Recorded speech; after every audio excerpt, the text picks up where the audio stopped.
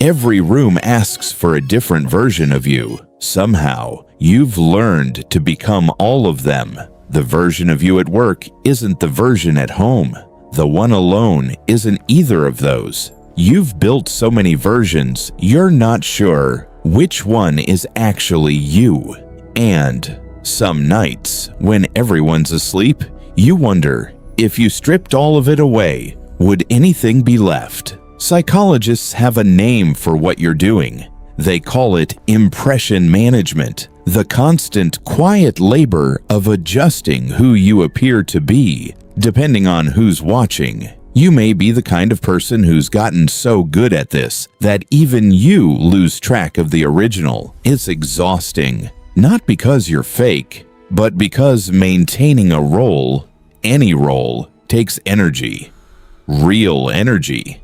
And you've been paying that cost for years without noticing. Here's the strange part. The exhaustion isn't the problem.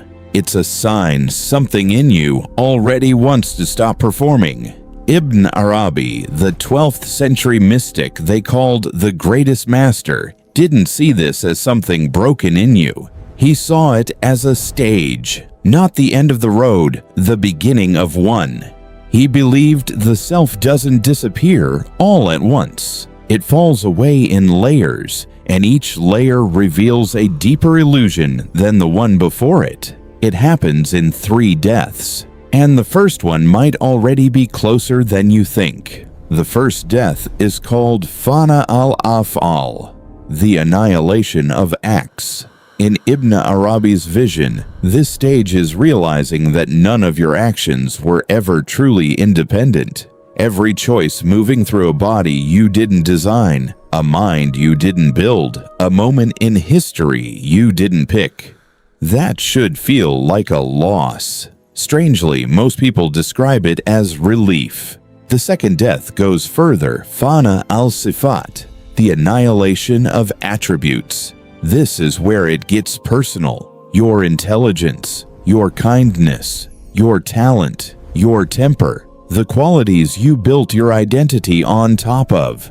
Ibn Arabi says these were never yours to keep either. They were on loan, passing through you, not coming from you. If your qualities were never yours, who exactly have you been working so hard to protect? The third death is the one almost no one talks about, Fana al-Dat, the annihilation of essence itself.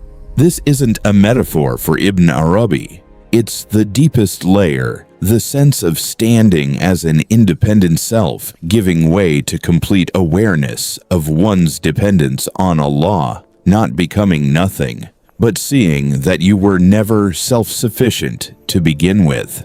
Most people think losing themselves is the tragedy. Ibn Arabi thought it was the cure, because after all 3 deaths, the acts, the attributes, the self, what's left isn't emptiness. What's left isn't nothing. It's a self no longer built on the illusion of standing alone. If you've made it this far, you're clearly someone who thinks deeply. That's rare. If you'd like to continue this journey together, consider subscribing.